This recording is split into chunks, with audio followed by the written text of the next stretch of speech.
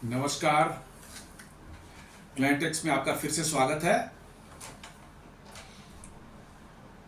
हमेशा की तरह आपसे निवेदन है, क्लाइंटेक्स को सब्सक्राइब करें, बेल आइकन को जरूर दबाएं, हमारे वीडियोस को लाइक करें और फ्रेंड्स एंड फैमिली के साथ शेयर भी जरूर करें।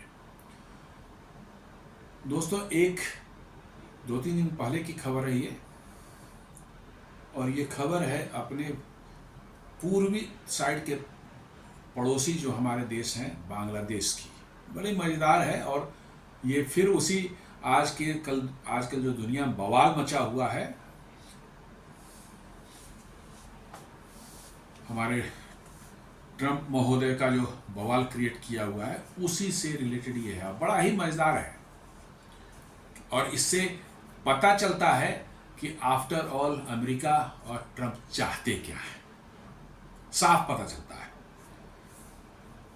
एक न्यूज़ आ रही है, किसी न्यूज़ में, ये यूरेशियन टाइम्स कोई करके है, उसमें दिखा है Yunus led regime surrenders Bangladesh defence autonomy in exchange for modest tariff cut.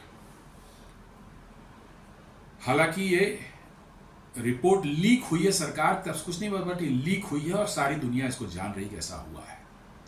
ये रिपोर्ट कह रही है कि यूनुस जो बांग्लादेश में एक इलिजिटिमेट बांग्लादेश के हेड बने हुए हैं, अभी न कोई इलेक्शन है, कैसे वो बन गए बांग्लादेश के हेड जो हैं, चीफ एडवाइजर के नाम पर। किसको एडवाइज कर रहे हैं, सरकार ही नहीं है वहाँ कोई लेजिटिमेट, तो किसको एडवाइज कर रहे हैं गॉड नोज। लेकिन बने हुए हैं तो बने हुए हैं, और वो अमेरिका बहादुर के कृपा से बने हुए हैं, उन्होंने ही बनवाया है उनको, तो अब उन्हीं के लपेटे में ही आ गए। यही न्यूज़ है। बांग्लादेश को इस टैरिफ वार में कुछ छूट देने के नाम पर अमेरिका ने ऐसा इनको ऐसा लपेटा है कि बांग्लादेश की सांस उखड़ गई है। शायद उनकी सांसें रुक भी जाए। अब इनको पता चलेगा कि कैसे अमेरिका से दुश्मनी से ज़्यादा खतरनाक है अमेरिका से दोस्ती करना। 1971 की बात है, उनके उस समय रिचर्ड निक्सन हुआ करते थे अमेरिका के राष्ट्रपति। उनके एक बड़े ही फेमस नाम, हालांकि थे बदमाश किस्म के ही थे, बड़े ही मैनिपुलेटिव और बड़ा ही क्रूकेड पर्सनालिटी थे। वो उनके विदेश मंत्री या फॉरेन सेक्रेटरी थे, हेनरी किसिंगर। उन्होंने एक बार खुलेआम कहा था कि अमेरिका से दुश्मनी खतरनाक है, लेकिन अमेरिका से दोस्ती जानलेवा है। ये बिल्कुल सबके सामने उन्होंने कहा था कि अमेरिका से दुश्मनी खतरनाक है, लेकिन अमेरिका से दोस्ती उससे भी ज़्यादा खतरनाक जानलेवा है। उन्होंने कहा था कि friendship with enmity with America is dangerous, friendship with America is fatal. यही उनके वर्षन थे। और शायद बांग्लादेश उसी का शिकार हो चुका है, और थोड़ी बहुत जो है आज टैरिफ में जो है भारत जिस दलदल में थोड़ा फंसा है, ठीक है, निकल जाएंगे, थोड़ा परेशानी है। भारत सरकार ने स्ट्रॉन्ग स्टैंड लिए। ये भी पिछले कुछ सालों में, 10-20 सालों में जो है अमेरिका से हमने अपने रिश्ते सुधारे और हमें लगने लगा कि हम अमेरिका हमारा दोस्त हो चुका है। ये भी शायद उसी का नतीजा है। अमेरिका अपने बाप का भी नहीं है, क्रूड लैंग्वेज में ये कहा जा सकता है। वो उनको सिर्फ फ़ायदा जिसमें है बस वही देखते हैं, और उसके लिए वो दुनिया में लाखों लोगों को का कत्ल हो जाए, जैसे यूक्रेन में आपने देख लिया, इराक में आपने देख लिया, लीबिया में आपने देख लिया, सीरिया में आपने देख लिया। सारी दुनिया में टर्मोइल हो गई, मिलियंस एंड मिलियंस ऑफ लोग जो है मारे गए। अमेरिका कोई फ़र्क नहीं पड़ता। अमेरिका का फ़ायदा जहाँ हो रहा है, जियोपॉलिटिकल फ़ायदा हो रहा है, इकोनॉमिकल फ़ायदा हो रहा है, अमेरिका वो काम कर रहा है। तो यही चीज़ मोहम्मद यूनुस के साथ हो गया है खेला। क्या है एक्चुअली मैटर जिसके कारण बांग्लादेश के अंदर में बहुत ज़्यादा मतलब कि जो है एक हलचल मची हुई है, और काफ़ी ज़्यादा लोगों में बांग्लादेश में भी चिंता है, और भी देशों में इसकी चिंता हो रही है। आपको पता होगा यूनुस जो है पिछले साल 21 जुलाई ने या 5 अगस्त या उसी के आसपास में जो है, लास्ट ईयर ही है, अगस्त में ही, एग्जैक्ट डेट मैं भूल रहा हूँ, जब बांग्लादेश में कू हुआ था और विद्रोह हुआ, शेख हसीना को वहाँ छोड़ के भागना पड़ा, जो भी भारत में पॉलिटिकल असाइलम पर हैं। उसका अमेरिका के डीप स्टेट ने जो है इनको उठा के लाया, मोहम्मद यूनुस को, पेरिस से, और यहाँ पर बिठा दिया, और फिर उसके बाद से जैसे चाह रहे हैं इसको वो कर रहे हैं। अब ये मामला क्या हुआ है उसको जानने के पहले हम लोग ये समझ लें कि बांग्लादेश की स्थिति क्या है। अभी बांग्लादेश की डिप्लोमेसी पूरी तरह से फेल हो चुकी है और वो वर्चुअली अमेरिका का एक क्लाइंट स्टेट जैसा बन के रह गया है। जो खबर इसके बाद मैं बताऊंगा उससे पता चलता है। शेख हसीना की एक खासियत थी कि उन्होंने एक बड़ा ही डेलिकेट बैलेंस जो है इंडिया, चाइना और अमेरिका के साथ बना रखा था। इंडिया के साथ भी उन्होंने स्ट्रॉन्ग टाइज बना रखे थे। चाइना के साथ उनका बढ़िया ट्रेड हो रहा था, रोबस्ट ट्रेड था, बहुत बढ़िया उनका चल रहा था। स्ट्रेटजिक कोऑर्डिनेशन रशिया के साथ चल रहा था। इवन रशिया वहां एक न्यूक्लियर पावर प्लांट भी लगा रहा था, आप इतना भी जान ले। एक न्यूक्लियर पावर प्लांट रशिया वहां लगा रहा था, जो कि अब अधर में लटक गया, आधा बना हुआ है, आधा ऐसे ही पड़ा, तो बनने वाला नहीं है। इस स्तर तक की कोऑपरेशन हो रही थी और साथ साथ जो है डिप्लोमेटिक एंगेजमेंट भी यूएस के साथ वो बना के रखी थी। तो बांग्लादेश ठीक ठाक चल रहा था, अच्छी खासी उनकी ग्रोथ हो रही थी, लोगों को जॉब्स मिल रहे थे, खासकर जो है उनका टेक्सटाइल सेक्टर काफ़ी बूम कर रहा था। हालांकि उस टेक्सटाइल सेक्टर में बूम करने के पीछे जो है भारत का बहुत बड़ा हाथ था। भारत ने उनको बहुत सहूलियतें दी थी। रेडीमेड गारमेंट्स एक्सपोर्ट के लिए भारत के पोर्ट्स वगैरह को फ्री में इस्तेमाल कर रहे थे। ड्राई पोर्ट्स के थ्रू जो है उनका सामान भारत में सस्ते में आ जाता था और यहाँ से जो है वो बाहर भेज दिया जाता था। इवन एयर से भी बाहर चला जाता था। बहुत तरह की सुविधाएं दे रखी थी। कॉटन जो है, वहाँ तो कॉटन होता नहीं है बांग्लादेश में, कॉटन जो है बाहर से जो आयात करते थे उस पर भी थोड़ी सब्सिडी सरकार दे देती थी, और यार्न भी भारत से जो आता था उस पर भी सब्सिडी सरकार दे देती थी। चूंकि भारत एक बड़ा देश है, अपने पड़ोसियों को थोड़ा हेल्प हेल्प करने से जो है आपके उन टाइज जो है, रिलेशन जो है अच्छे बने रहते हैं। और ये भारत अपने सभी पड़ोसियों के साथ करता रहा है, एक्सेप्ट पाकिस्तान। चूंकि पाकिस्तान को तो खैर मतलब ही नहीं इन सब चीज़ों से, उनको तो लड़ना है सिर्फ भारत से। लेकिन आप नेपाल को देख लें, भूटान को देख लें, श्रीलंका को देख लें, इवन मालदीव को भी देख लें, हमेशा हेल्प किया है।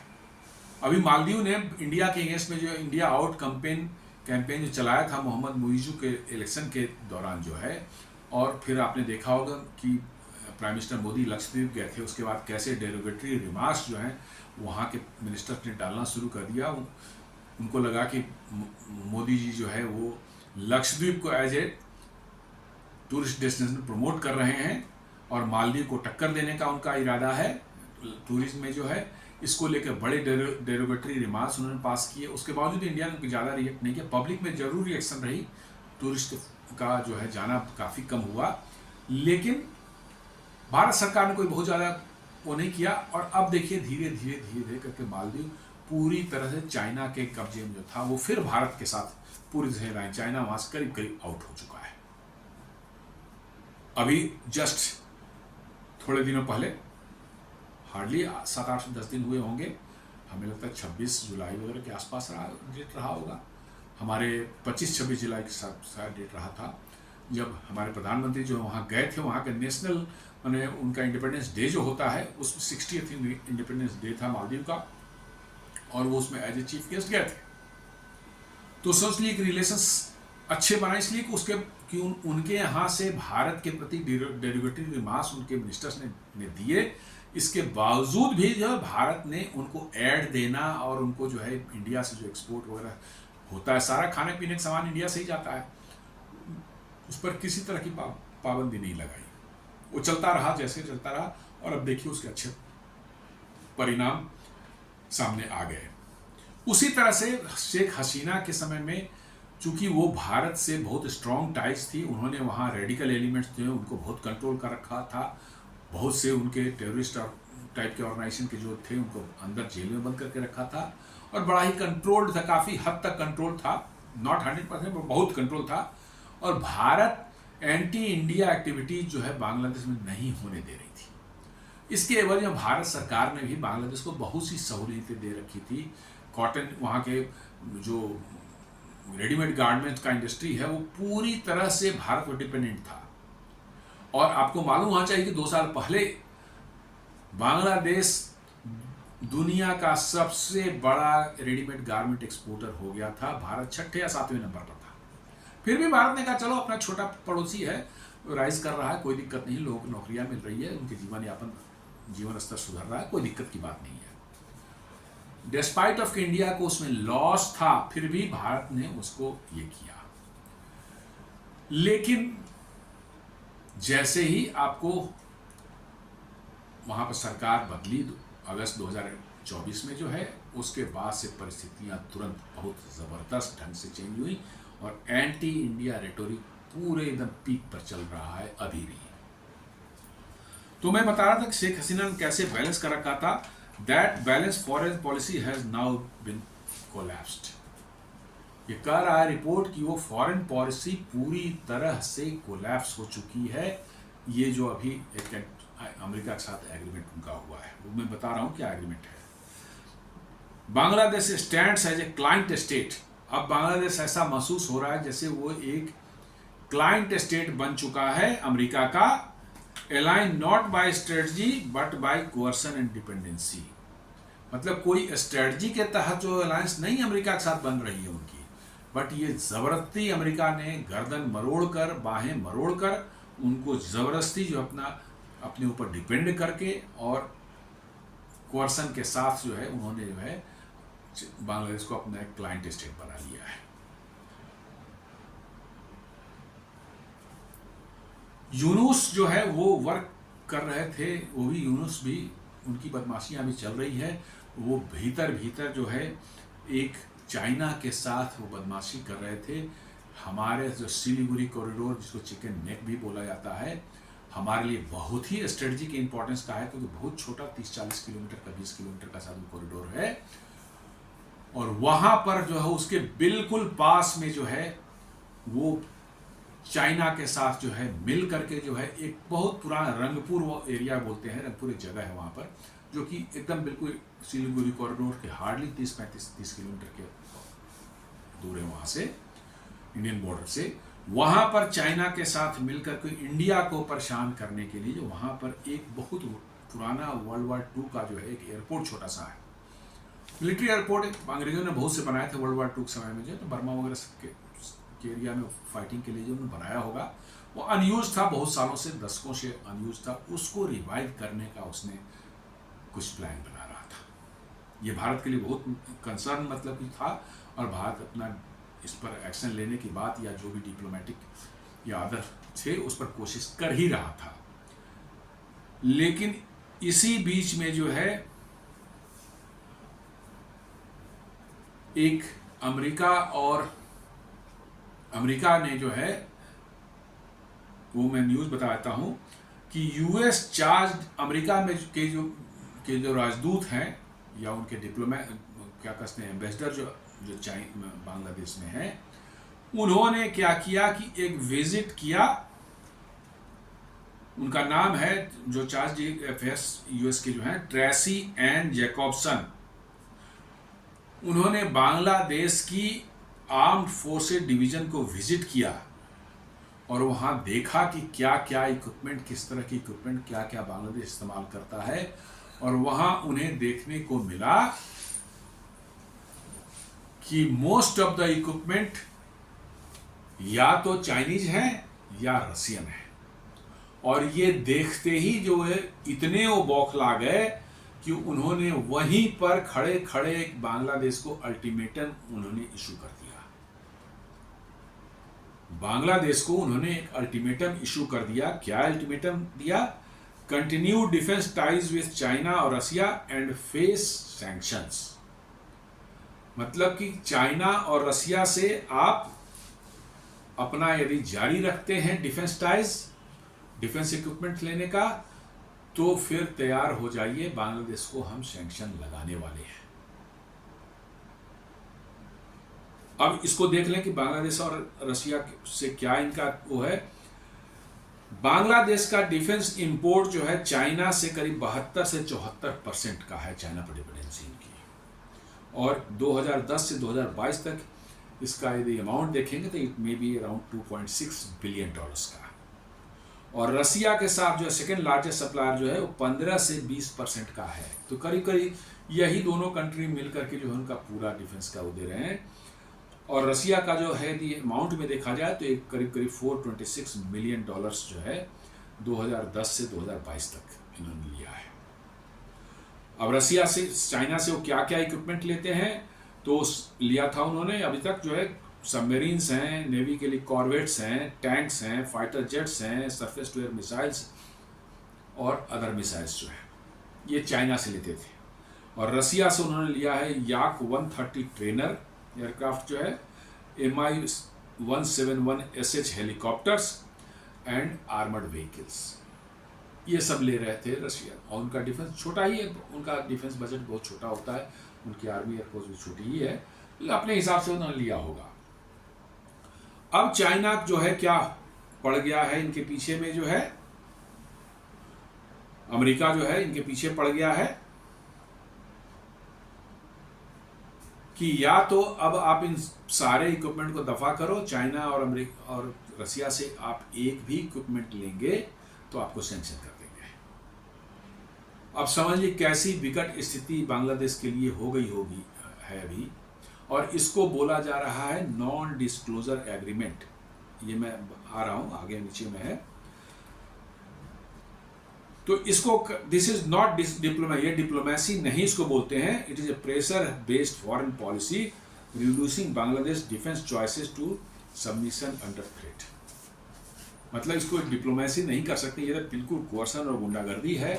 आपने हमें पकड़ करके मेरी बाहें मरोड़ करके हमें फोर्स किया कि हम कुछ साइन करें आपके सामने। Interim regime has also agreed, उनको फोर्स किया गया। सुन लें, ये तो सुनकर आपको और मजा आएगा ये कैसा चल रहा है, अमेरिका क्या चाह रहा है और दुनिया कैसे इसको देख रही है और कैसे देश जो है इस पर मतलब कि जो है अमेरिका की दोस्ती का क्या हाल होता है।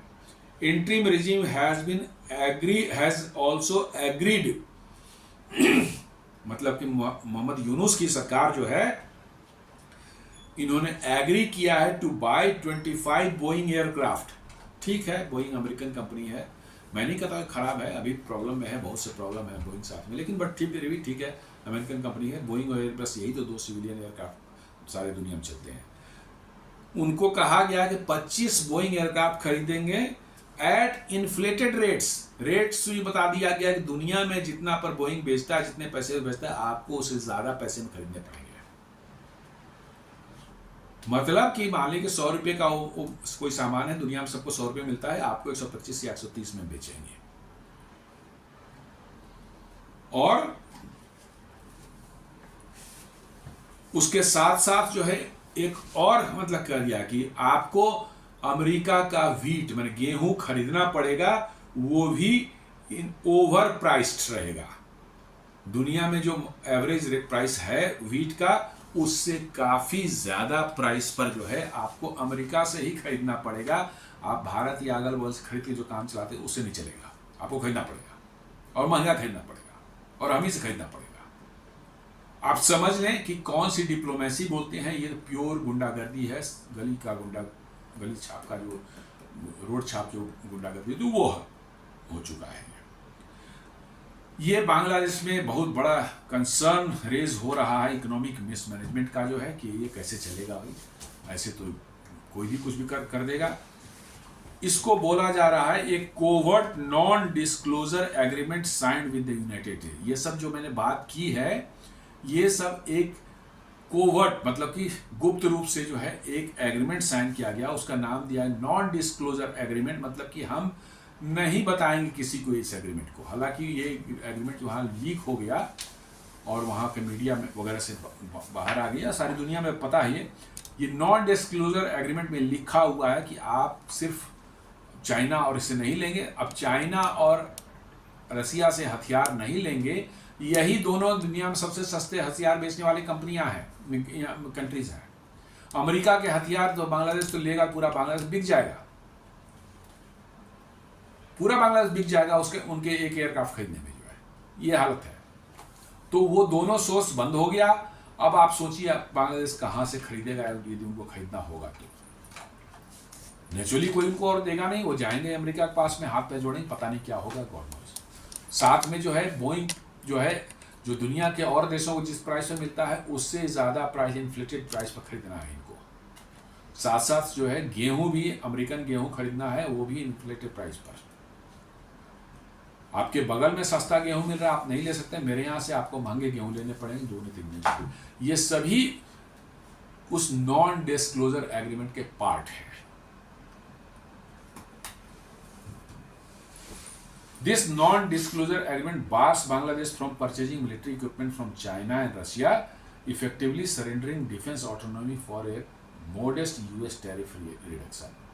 और इसकी इतना सब होने के बाद जो अमेरिका ने उनको टैरिफ में रिडक्शन दिया है, वो क्या दिया है,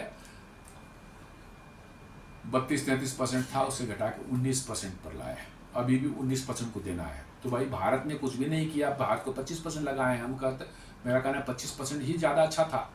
ये सब कम से कम बाइंडिंग तो नहीं होती, बोइंग खरीदना पड़ेगा महंगे दाम पर और गेहूँ खरीदना पड़ेगा महंगे दाम पर। आप चाइना से नहीं ले सकते, रसिया से नहीं ले सकते। तो ये होती है अमेरिका से दोस्ती करने का नतीजा। और अब बांग्लादेश में इसको लेकर के क्वेश्चन उठ रहे हैं कि भाई ये क्या तमाशा है। Economic consequences could be verse, ये रिपोर्ट बोलती है। Bangladesh garment industry, the backbone of its economy, is tied to Chinese supply chains for input and machinery. अब चाइना से आप उनके डिफेंस इक्विपमेंट नहीं खरीदेंगे तो चाइना तो और भी चीज़ें, आपकी जो ज़रूरत की चीज़ें हैं उस पर भी आपको पाबंदियाँ लगाना शुरू कर देगा। अब चाइना की सारी सप्लाई चेन, खासकर जो उनके गारमेंट इंडस्ट्री की, वो चाइना से जुड़ी हुई है। सारी मशीनरी जो गारमेंट इंडस्ट्री में लगी हुई है वो सभी चाइनीज हैं। अब मान लीजिए कि वो मशीनरी लगी हुई है, हालांकि उनका most of the garment industry ठप हो चुकी है, बंद हो चुकी है, कुछ ही बचे हुए हैं जो चल रहे होंगे, लेकिन अब उनको स्पेयर पार्ट्स चाहिए होगा, कुछ होगा तो चाइना, मशीन तो चाइना की है तो वो तो वही दे सकता है, वहीं से मिल सकती है आपको, और वो नहीं देगा आपको। फिर क्या करेंगे आप? आपके जो एयरक्राफ्ट्स हैं, टैंक्स हैं, सबमरीन्स जो आपने लिए हैं, कॉर्वेट्स जो लिए हैं, उनको रातों रात तो आप उठा के फेंक नहीं सकते। अब उनको चलाने के लिए आपको स्पेयर्स हैं, वो तो अमेरिका ने साफ लिख दिया है उसने नॉन डिस्क्लोजर एग्रीमेंट में कि आपको वहां से कोई भी इक्विपमेंट नहीं खरीदना है, तो स्पेयर्स भी उसमें आ जाता है। तो आपके वो सारे इक्विपमेंट जो हैं आज से जो है जिस दिन खराब होंगे, जब तक चल रहा है चल, जिस दिन खराब होंगे उस दिन से वो कबाड़ हो जाएंगे। ये इसका होने वाला है।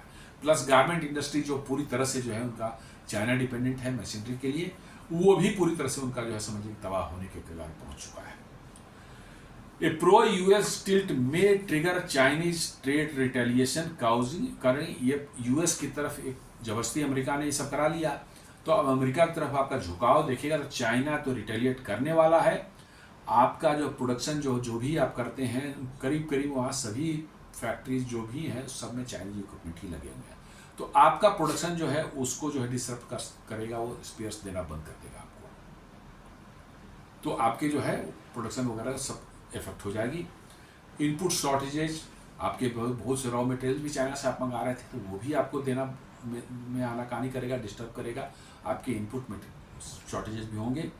इन्फ्लेशन आपकी बढ़ेगी, आपके यहाँ जो अननेसेसरी या फाइनेंशियल मैनेजमेंट हो रहा है और आपको जो महंगे दाम पर सब कुछ खरीदने को मजबूर किया जा रहा है, गेहूँ हो, बोइंग हो, कुछ भी हो, तो इन्फ्लेशन तो बढ़ने वाली है और सप्लाई चेन पूरी तरह से आपका ब्रेकडाउन हो जाए, क्योंकि आपकी सप्लाई चेन या तो चाइना से था चाहे इंडिया से था, और ये दोनों ही ब्लॉक हो जाएंगे तो आपका सप्लाई चेन जो पूरी तरह से समझ लीजिए कि ख़त्म। और अब आप चाइना, बांग्लादेश जो है उनके पास बचने का कोई रास्ता नहीं है। तो जो हेनरी किसिंगर ने कहा था कि अमेरिका का दुश्मन होना खतरनाक है और अमेरिका का दोस्त होना तो जानलेवा है, ये बिल्कुल साबित हो रहा है। तो आप देखेंगे कि ये इस तरह की गुंडागर्दी जो है क्या सिर्फ बांग्लादेश के साथ हुई है? नहीं, आप अभी देख लें कि यूरोपियन यूनियन की जो प्रेसिडेंट है उर्सुला वॉन्डर जो है, अभी जस्ट 2-4 दिन पहले ही उनकी एक मीटिंग हुई डोनाल्ड ट्रंप से जो है स्कॉटलैंड में।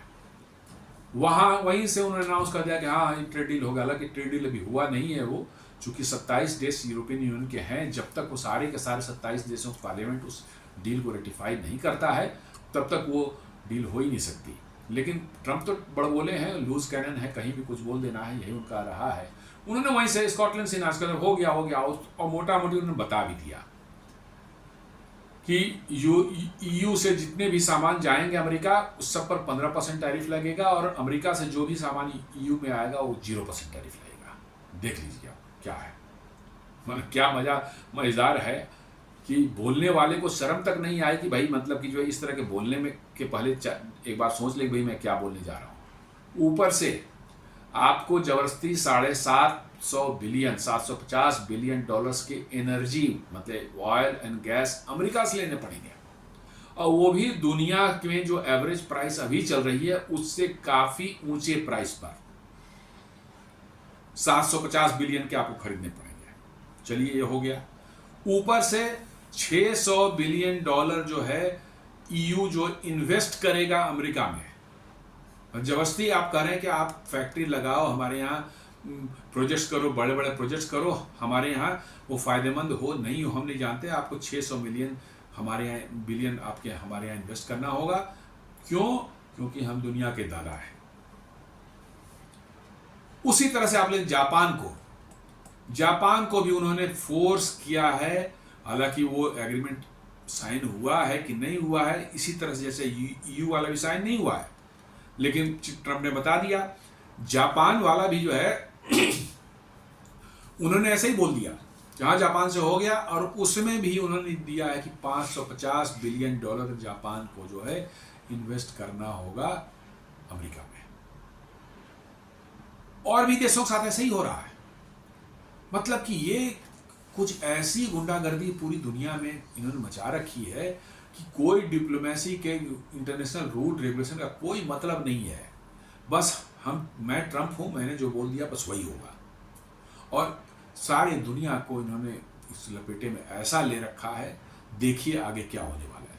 हालांकि अब धीरे धीरे कुछ आने लगे हैं, मतलब कि जो है इसके पुशबैक के सिग्नल जो है कनाडा ने अच्छा खासा पुशबैक किया है, मैक्सिको ने भी किया है। उनके सामान वगैरह दूध वगैरह वहाँ सप्लाई होते थे, मीट वगैरह सबको रिजेक्ट करके वापस कर दिया, बोला नहीं ले जाना है। कनाडा ने भी वहाँ से जो है इंपोर्ट करना मना कर दिया, बहुत चीज़ें स्टील और क्या क्या चीज़ें जो उन्होंने मना कर दिया है। कनाडा से बिजली जाती थी, बहुत सस्ती बिजली, हाइड्रो इलेक्ट्रिक कनाडा में बहुत ज़्यादा होता है, वो जा रही थी अमेरिका के बहुत बड़े पैमाने पर। अमेरिका के सारे नॉर्दर्न स्टेट्स जो हैं कनाडा सटे हुए, सभी कनाडियन बिजली पर ही डिपेंडेंट थे, और कनाडा ने उस पर 25% टैरिफ लगा दिया एक्स्ट्रा।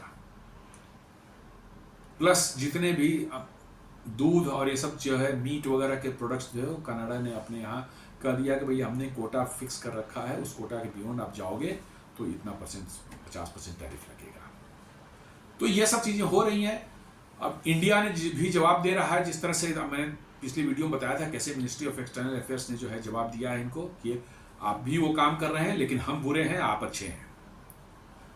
तो अब इंडिया के तर्ज पर जो है साउथ कोरिया भी सामने आ गया है। उसने भी कह दिया है कि हम जो कह रहे हैं, मेरी जो शर्तें हैं उस पर आपको साइन करना है तो करो और नहीं तो दफा करो।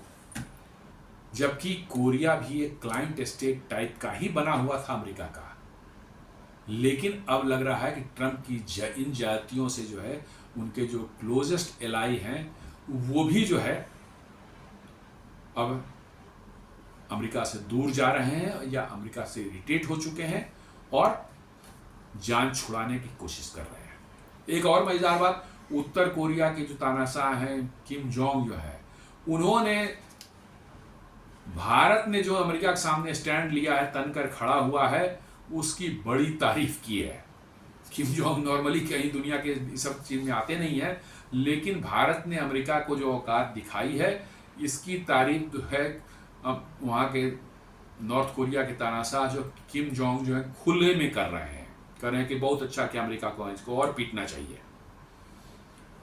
तो इस तरह का जो है, जैसा यूरोप में हुआ, जैसा जापान के साथ हुआ, कनाडा के साथ जैसा हुआ, मैक्सिको के साथ हुआ, उससे भी ज़्यादा बुरा जो है बांग्लादेश। तो वो छोटा सा था, न रिटेलिएट कर सकता है, ना कुछ बोल सकता है। इसकी तो गर्दन मरोड़ करके जो इन्होंने साइन करवा ली, और ऐसी साइन करवाई है कि बांग्लादेश का तो अब कचूमर ही समझिए कि निकल गया है। अब उसको कोई बचा नहीं सकता।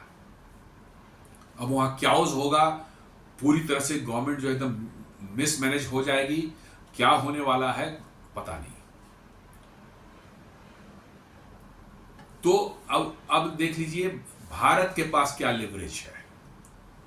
भारत के पास एक बहुत बड़ा लिवरेज, यदि अमेरिका हद से ज्यादा आगे बढ़ जाता है तो भारत के पास जो है, भारत ने बोइंग को 550 हवाई जहाज का, सिविलियन हवाई जहाज का ऑर्डर दे रखा है, पेंडिंग है अभी 550।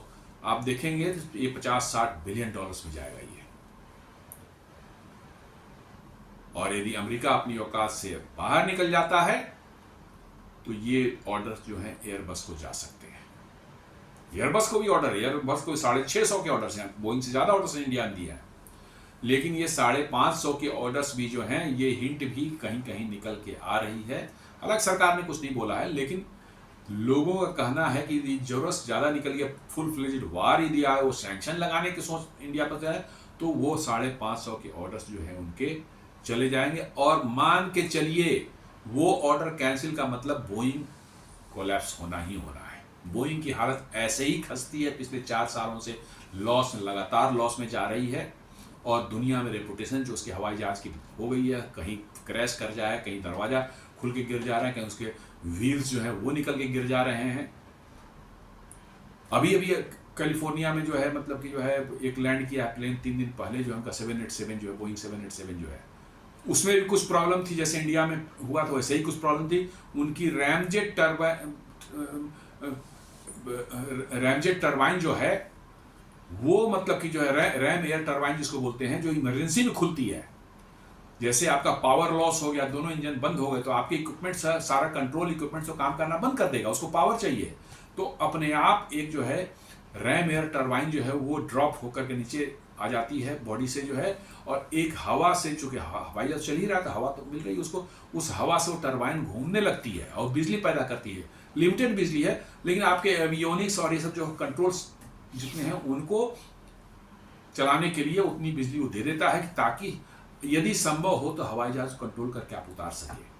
तो कैलिफोर्निया के लॉस एंजलिस में जो है ऐसे ही रैम एयर टरबाइन के डिप्लॉयड कंडीशन में जो है एक 787 उतरा था। इसका मतलब है उसमें भी वही समस्या आई थी जो अहमदाबाद में जो है एयर इंडिया 1717 या 171 जो भी था उसका फ्लाइट नंबर, उसमें जो है उसके भी रैम एयर टरबाइन लास्ट में डिप्लॉयड थे। पावर लॉस हो दोनों इंजन की, और रैम एयर टरबाइन ऑटोमेटिकली जो है ड्रॉप होकर के जो है वो डिप्लॉयड था। तो अब वहां पर भी हुआ। तो बोइंग की हालत तो डे बाय डे और खस्ता होती जा रही है, और ऐसे समय में यदि भारत ने 550 के हवाई जहाज का ऑर्डर कैंसिल कर दिया, तो आपको मैं बता रहा हूं कि बोइंग बिल्कुल चारों खाने चित होने वाला है। इसलिए अमेरिका को भी समझना चाहिए कि ये बांग्लादेश नहीं है भारत, जिससे गर्दन पकड़ करके उनकी बाहें मरोड़ करके जो है आप कुछ करवा लेंगे। और अमेरिका की दादागिरी का अंत अब नजदीक नजर आ रहा है। जिस तरह के दुनिया के देश खड़े हो रहे हैं, अभी कल ही जो ब्राजील के जो है प्रेसिडेंट है लूला, उन्होंने क्या कहा कि अमेरिका हमारे देश में मेरी सरकार उखाड़ फेंकने के लिए जो है कू करा रहे थे, अमेरिका में विद्रोह करवा रहा था अमेरिका। समहाउ उन्होंने मैनेज किया, कंट्रोल किया उसको, और उन्होंने साफ कहा है कि अब दुनिया को डॉलर से छुटकारा ले लेनी चाहिए। ये डॉलर ही हमारे समस्या का जड़ है, पूरी दुनिया का। सारी दुनिया में जो समस्या आप देख रहे हैं आज, यहाँ लड़ाई वहाँ मारकाट सब कुछ हो रहा है, इसके पीछे और कुछ नहीं, डॉलर है। जिस दिन डॉलर को हम छोड़ देंगे सारी दुनिया छोड़ देगी, अमेरिका जो है भीगी बिल्ली बन करके रह जाएगा और कुछ नहीं है। क्योंकि अमेरिका का की जो शान शौकत है, अमेरिका का जो वहाँ पर प्रॉस्पेरिटी है और अमेरिका की दादागिरी जो है वो सारी के सारी डॉलर पर ही चलती है। तो दोस्तों ये छोटा सा एक विश्लेषण था जो बांग्लादेश में हुआ है और जो ट्रेड वार दुनिया में चल रही है उस पर। उम्मीद करता हूँ ये वीडियो आपको पसंद आया होगा। आप हमारे वीडियोस को लाइक करें, फ्रेंड्स एंड फैमिली से शेयर करें, हमारे चैनल को सब्सक्राइब करें और बेल आइकन दबाना बिल्कुल नहीं भूलें। धन्यवाद।